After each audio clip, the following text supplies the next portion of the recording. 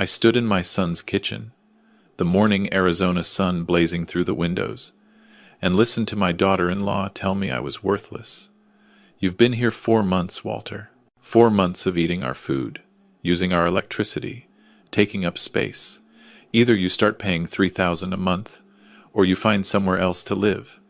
We're not running a charity. My son Michael stood by the refrigerator, scrolling through his phone like it was the most fascinating thing in the world. He wouldn't meet my eyes. I looked at Jessica, really looked at her, and I smiled. Not a big smile, just a small one. The kind that comes when you finally see something clearly for the first time. 3,000 seems steep, I said. That's market rate for this area, Jessica snapped. You're lucky we're not charging you more. Consider it the family discount. Market rate. For the guest room in the house I'd helped them buy. The house I'd given them the down payment for when Michael said they were struggling to qualify for a mortgage. All right, I said quietly. I'll need a few days to make arrangements. You have until Sunday, Jessica said, already walking away. And Walter, try to stay out of the living room when I have clients over. It's embarrassing explaining why there's an old man watching TV in the middle of the day. Some of us actually work for a living. I'm 68 years old. I retired 5 years ago, right after my wife Linda lost her battle with Alzheimer's. The disease had been cruel, stealing her piece by piece over 7 years. By the end, she didn't recognize me anymore. She'd look at me with those beautiful brown eyes and ask who I was. But I sat with her every single day until the end. That was the promise I made when I married her, and I kept it. After she passed, Michael suggested I move in with them. You shouldn't be alone, Dad, he'd said on the phone. That big house is too much for one person. Come stay with us in Scottsdale. We've got plenty of room.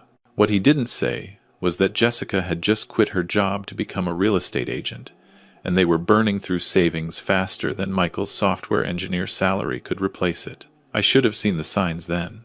That afternoon, I made a phone call. Just one. Mr. Hartwell. The voice on the other end was warm, professional. It's been too long, sir. Hello, Marcus. I need to ask you something. Anything. You know that. Is the apartment at the Sedona property still available? There was a brief pause. The caretaker's cottage? Of course. But, sir, I thought you wanted to stay close to Michael. Plans change, I said. I'll need it ready by Sunday. Consider it done. Should I send someone to pick you up? No, I said. I'll handle my own transportation. On Saturday evening, Michael came home early from whatever he did on weekends. Usually, he played golf with clients, leaving me alone with Jessica's pointed sighs and passive-aggressive comments about the thermostat. Dad, we need to talk. I was in the guest room, packing my things. 2 suitcases and a few boxes. 45 years of marriage compressed into what I could carry. What's on your mind, son? He sat on the edge of the bed, fidgeting with his watch. An Apple Watch, the latest model. Jessica thinks maybe we were too aggressive about the rent thing. Oh, she said maybe 2,000 would be more reasonable, and you could skip the first month while you figure things out. I folded another shirt, one Linda had bought me for our 40th anniversary. That's generous of her. So you'll stay? I looked at my son. When had he become this person? The boy who used to help me in the garage, who'd hand me wrenches and ask 1,000 questions about how things worked. Where had that boy gone? No, Michael, I don't think I will. His face went pale. You're serious? Where are you going to go? You're 68 years old. You don't have a job. Your pension from the construction company can't be that much. I'll manage. You're being ridiculous, Dad. Jessica's trying to meet you halfway here. You're acting like a stubborn old man. I zipped up my suitcase. Michael, do you know what your mother said to me near the end, before she forgot who I was? He blinked, caught off guard. What? No. She said, promise me you'll never let anyone make you feel small, not even the people you love. I didn't fully understand what she meant back then. I think I do now. That's not fair. We're trying to help you. Are you? I asked. Because from where I'm standing, it feels like you're trying to help yourselves to whatever dignity I have left. Christ, Dad, we let you live here rent-free for 4 months. You let me live in the house I helped you buy? I said quietly. The house your mother and I gave you the down payment for because you said you couldn't qualify for the mortgage on your own? The house you told us was your dream home? That house?" Michael's mouth opened and closed. "You said that was a gift." "It was," I said. "I'm not asking for it back. I just want you to remember what gifts mean." On Sunday morning at 7 o'clock, I heard the car pull up outside. Through the window, I saw a black Cadillac Escalade, polished and gleaming in the desert sun. Marcus stepped out, wearing khakis and a polo shirt. He'd aged well. We were about the same age, but he'd always kept himself fit. He'd been with me for 32 years. Jessica was in the kitchen, making her green smoothie, the one she claimed helped her maintain her figure for client meetings. She glanced out the window and frowned. "Is that your ride, Walter? Some kind of shuttle to a retirement community?" "Something like that," I said. "Well, at least it's punctual," she said, sipping her smoothie. "Make sure you take all your things. We're turning your room into a home office for my real estate business." "Already planned out." "I see. No point letting good square footage go to waste," she said. Michael came downstairs in his weekend clothes. "Dad, you really don't have to do this. We can work something out." "It's already worked out," I said. Marcus came to the door. When Jessica opened it, she gave him that appraising look she wore when sizing up whether someone was worth her time. "I'm here for Mr. Hartwell," Marcus said. "Yeah, he's ready," Jessica said, already turning back to her smoothie. "Michael, I need you to measure that room today. The desk I ordered arrives Tuesday." Marcus took my suitcases and boxes. That was everything. I'd already arranged for Linda's things, her paintings, her jewelry, her collection of antique cameras, to be moved to climate-controlled storage. Not that Michael had shown any interest in his mother's belongings. "This is it?" Michael asked from the porch. "You're really just leaving?" "You asked me to pay rent or find somewhere else," I said. "I'm finding somewhere else. But where?" "Dad, you can't afford a place on your own. Not in this economy. Rents are through the roof. I'll manage," I said again. Jessica came back to the front door. "Oh, before you go, Walter, we're having the garage cleaned out next week. If you left any of your old tools or whatever down there, they're probably getting tossed." The garage? Where I'd set up my workbench when I helped them move in. Where I'd built the birdhouse for their backyard, the one Jessica had thrown away because it didn't match her aesthetic. Where I'd spent Saturday mornings puttering around, just to feel useful, just to feel like I still had purpose. "There's nothing in there I need," I said. Marcus held the car door open for me. I slid into the back seat, the leather cool against my skin. Through the tinted window, I could see Michael standing on the porch, hands in his pockets. Jessica had already disappeared inside. "Where to, Mr. Hartwell?" Marcus asked. "Home," I said. "Take me home." We drove north out of Scottsdale, past the strip malls and housing developments, onto the highway that wound through the high desert toward Sedona. Marcus didn't ask questions. He never did. That was one of the many things I appreciated about him. The drive took 2 hours. The suburban sprawl gave way to open desert, then to the red rock formations that made this part of Arizona famous. Linda and I had fallen in love with this landscape 40 years ago. We used to drive up here every chance we got, just to watch the sunset paint the rocks orange and crimson. Jessica had asked me once, shortly after I moved in with them, what I'd done before I retired. I told her I worked in construction. It wasn't a lie. I did work in construction. What I didn't mention was that Hartwell Development built shopping centers, office parks, and residential communities across Arizona, Nevada, and New Mexico. What I didn't mention was that the company Linda and I had started in our garage with a single truck and a toolbox now employed over 200 people and was valued at roughly $18 million. What I didn't mention was that I'd been one of the largest private donors to the Arizona State University engineering program, or that a building on campus bore my name. I hadn't mentioned a lot of things. The turnoff to the Sedona property was marked only by a small stone pillar. No sign, no fanfare. That was how Linda had wanted it. Our private sanctuary, she'd called it. The main house came into view first, a sprawling adobe structure that Linda had designed herself, all clean lines and huge windows facing the red rocks. Behind it, the guest casitas we'd built for friends and family, the pool and gardens Linda had planted, and tucked away near the edge of the property, the caretaker's cottage, a 3-bedroom house that most people would be happy to call home. This was where I'd planned to retire with Linda. This was where we were going to grow old together, watching sunsets and hosting our grandchildren. But there were no grandchildren, and Linda was gone, and Michael had become a stranger to me. Marcus pulled up to the cottage. It had been maintained perfectly, as I knew it would be. Fresh flowers in the window boxes, Linda's roses blooming along the path. "Welcome back, sir," Marcus said. "Elena stocked the kitchen this morning. There's brisket in the fridge from her husband's restaurant." Elena, our property manager's wife. She'd worked for us for 15 years. She'd been at Linda's funeral, had cried with me, had sent homemade tamales to the house for months afterward. "Thank you, Marcus," I said, "for everything. Are you sure about this, Mr. Hartwell? Living out here alone?" "I'm not alone," I said. "I'm home." That first week, I didn't contact Michael. I walked the property, checking on the buildings and the gardens. I met with Marcus and our property manager, Roberto, to review maintenance schedules and finances. I sat on the back porch of the cottage and watched the sun set behind the red rocks, just like Linda and I used to do. My hands remembered the rhythms of this place, the peace of it. Roberto was happy to have me back. "Thought we'd lost you to the city," he joked. "Just visiting," I said. "How's your son doing?" Roberto asked. He'd met Michael a few times over the years, though not recently. "Learning some lessons," I said. The second week, Michael called. I let it go to voicemail. He called again the next day, and the day after that. On the 4th call, I answered. "Dad, where are you?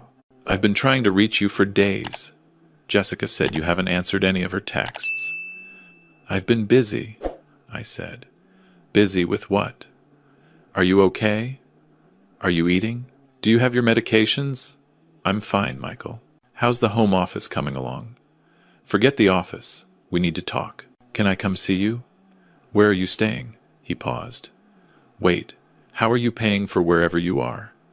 "Somewhere safe," I said. "Somewhere I can afford." There was silence on the line. "Dad, I've been thinking. Maybe Jessica and I moved too fast with the whole rent thing. Maybe we should talk about it more." "Maybe you did," I said. "So come back. We'll figure something out. No rent. Just come back." "Why?" I asked. "Why do you want me back, Michael?" He didn't have an answer ready. I could hear him breathing, thinking. "Because you're my father," he finally said. "That's the first honest thing you've said in a long time," I said. "But it's not enough. Not anymore." I hung up. The 3rd week, Jessica called. This surprised me. Jessica never called me directly. She communicated through pointed comments, through sighs, through Michael, Walter. "Hi, it's Jessica. Listen, I know things got a little tense with the whole rent situation. I was stressed about my business, and I took it out on you. That wasn't fair. I apologize." "Thank you for the apology," I said. "So you'll come back?" "No. Why not? I just apologized." "Jessica, can I ask you something? Do you know what I did before I retired?" "You worked in construction," she said. "Some kind of contractor thing, right?" "Something like that," I said. "Well, anyway, we'd really like you to come back. Michael misses you. And actually, I could use your help with something." "What's that?" "I'm expanding my real estate business. Building a team, really taking it to the next level. I could use some investment capital. Maybe $50,000 to start. You must have some retirement savings, right? I'd pay you back with interest. Better returns than you'd get from a savings account." I almost laughed. "Almost. Jessica, I don't think I'm the right investor for you." "Why not? You don't believe in my vision?" "I'm sure your vision is fine," I said. "But I've learned not to mix family and business. That's ridiculous. Families should support each other's dreams." "I agree," I said. "Families should support each other." I hung up. The 4th week, I received a letter from an attorney's office in Phoenix. Michael and Jessica were concerned about my mental state and were exploring options for a competency evaluation. The letter suggested that my recent decisions, Specifically abandoning my family and isolating myself in an unknown location demonstrated signs of cognitive decline that warranted professional assessment. I called my own attorney, Margaret Sullivan. We'd worked together for 25 years, since she'd helped Linda and me incorporate the business and set up the estate plan. They're grasping at straws, Margaret said. They can't force a competency evaluation without cause, and moving out of your son's house after being asked to pay rent is about as rational as it gets. Have you done anything that would suggest diminished capacity? I declined to invest in my daughter-in-law's business and stopped answering my phone for a few days. Sounds perfectly sane to me, Margaret said. Do you want me to respond? Not yet, I said. Let's see how far they're willing to go. The 5th week, Michael showed up at the Sedona property. I was in the main house, reviewing architectural plans with Marcus for a new project we were considering, a mixed-use development in Flagstaff. Through the window, I saw Michael's BMW pull up to the gate. He'd found me through the GPS tracker on my phone, I learned later. The same phone he'd insisted I carry for safety. Can I help you, sir? Roberto asked when Michael got out of his car. I'm looking for Walter Hartwell, Michael said, staring at the main house with wide eyes. And you are? His son. Roberto's expression didn't change. I'll see if he's available. He came to find me in the office. Your son's at the gate, he said quietly. Want me to send him away? No, I said. Let him in. But let him wait a bit. I'm in the middle of something. I made him wait 20 minutes. Not out of cruelty, but because I genuinely was in the middle of something.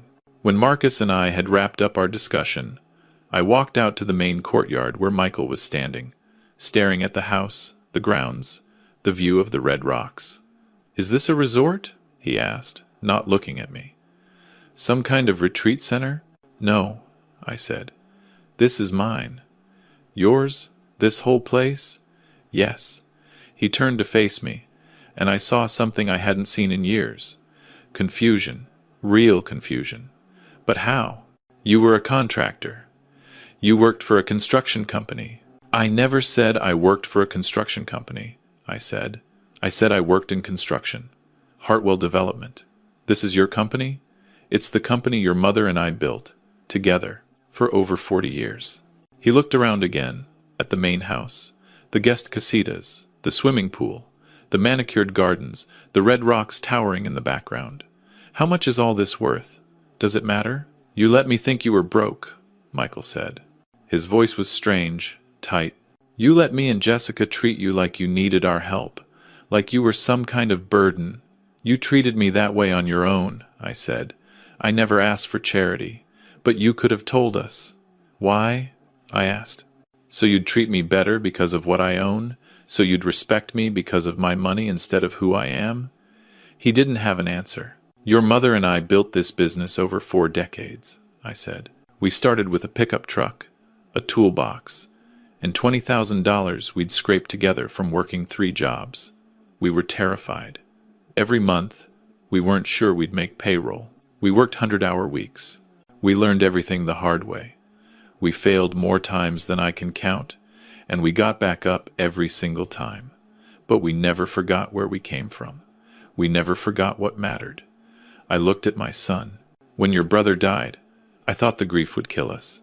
But your mother and I had each other, and we had you, and we had this work that gave us purpose. When did you lose that, Michael? When did you stop caring about purpose and start only caring about what things cost? Kevin, my older son. He died in a car accident at 22, 3 years before Michael was born. Michael had grown up in Kevin's shadow without ever knowing him, had seen the photos on the walls, had heard the stories, but he'd never understood the weight of that loss. I didn't lose anything, Michael said, but his voice was uncertain. I've worked hard for everything I have. Have you? I asked. Or have you just been trying to look successful while the foundation crumbled underneath? That's not fair. Tell me about your job, Michael. Tell me about this software engineering career you're so proud of. What about it? I had dinner last month with Tom Reeves, I said, the CEO of the company you work for. We've known each other for years. He told me you've been on performance improvement plans twice. He told me you're about to be laid off in the next round of restructuring. He looked stunned. "You've been spying on me?" "I've been watching out for you," I said, "the way a father does. Even when his son won't talk to him. Even when his son treats him like a burden." "How do you know Tom Reeves?" I asked him the same question. I said, "How does my son not know what his father does for a living?" And he told me something interesting. He told me that every time Hartwell Development comes up at a conference or a meeting, you change the subject.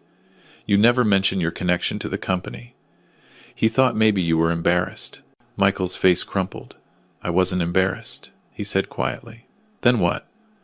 "I was angry," he said. "I was angry that you and Mom built all this, and I had nothing to do with it. I was angry that you never included me, that you never asked me to be part of it. Michael, I asked you," I said. "When you graduated college, I asked you to come work with us. You said you wanted to make your own path." "I didn't mean it," he said. "I wanted you to ask again, to convince me. I was 22. I was stupid." He sat down on one of the stone benches in the courtyard. "So stupid," he said. "And then Mom got sick, and you were so focused on taking care of her, and I felt like I'd missed my chance, like the door had closed, and I couldn't get back in. So I pretended none of it existed.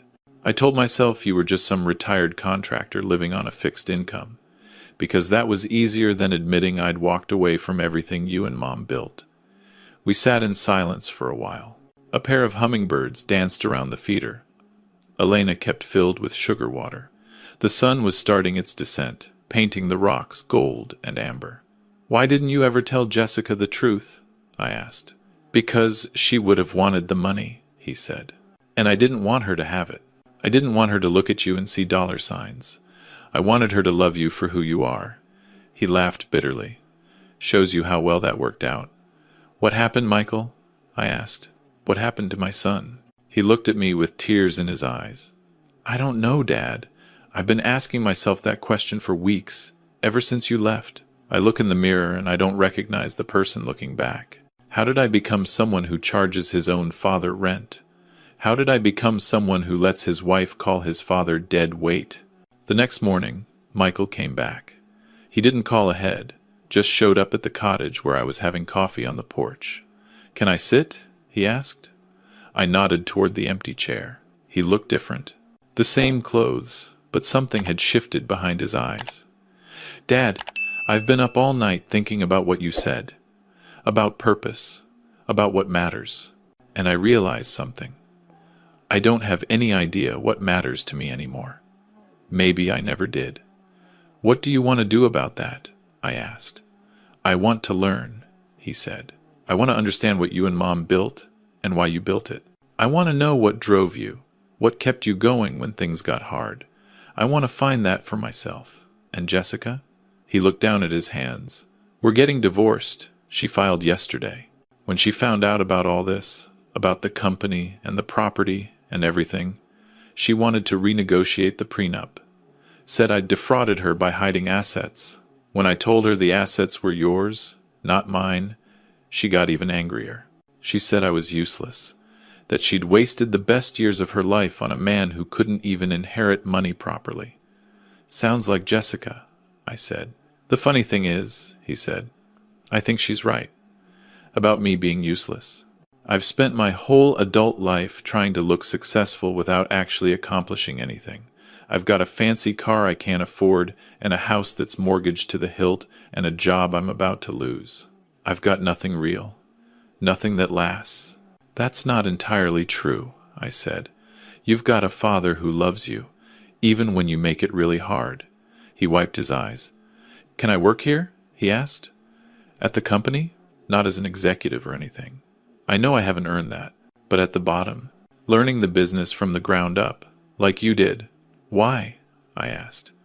"Because I want to build something," he said. "Something real, something I can be proud of. And because I want to spend time with my father. I've wasted so many years being angry about things that don't matter. I don't want to waste any more." I studied my son's face. He meant it. I could see that. But I could also see that he was fragile, that this clarity might not survive the first real challenge. "On one condition," I said. "Anything. You start at the absolute bottom. You work with the construction crews. You learn how to pour concrete, how to frame a wall, how to read blueprints. You earn the respect of the workers before you touch anything on the business side. How long? As long as it takes. Maybe a year, maybe 2. When Roberto and Marcus tell me you're ready, then we'll talk about next steps. I'll do it, he said. Whatever it takes. We start at 5:30 in the morning, I said. It's physical work. Arizona heat. The crews won't go easy on you because you're the owner's son. In fact, they'll probably be harder on you. I can handle it. We'll see, I said. He stood up to leave, then stopped. Dad? What happened to Kevin's stuff? Mom's stuff? All the things from the house? I looked at him. It was the first time in years he'd mentioned his brother. It's in storage, I said. I saved everything. Why? Because it matters, he said. Because I want to see it. I want to understand our family better. The real version. Not the story I made up in my head. Maybe someday, I said. When you're ready. He nodded and headed for his car. Then he stopped again. Dad, I read about Hartwell Development last night, about the charitable foundation you and Mom started, the scholarships for first-generation college students, the housing initiatives for veterans, the engineering building at ASU. Why didn't you ever talk about any of that? Because it wasn't for other people to know about, I said. It was just what your mother and I believed in, giving back to the community that helped us succeed. He shook his head slowly. I had no idea who you really were, he said. All those years, and I had no idea. Now you do, I said. The question is what you're going to do about it. He got in his car and drove away. Michael showed up on Monday morning at 5:15, wearing work boots he'd clearly just bought and clothes that had never seen a construction site. Roberto assigned him to the concrete crew working on a new guest house foundation. I watched from the cottage window as my son struggled with the work, making mistakes, getting corrected, trying again. Roberto's body language was patient but firm. It would take time. Maybe it wouldn't work. Maybe Michael would quit after a week or a month, would decide this was too hard, would slip back into his old patterns of pretending and avoiding and blaming others for his problems. But maybe not. Maybe my son would learn what his mother and I had learned all those decades ago, that the things worth having are the things you build with your own hands. That family isn't about what you can take from each other, but what you create together. That respect isn't given, it's earned. One honest day at a time. I made coffee and sat down at my desk. There were plans to review, meetings to schedule, decisions to make.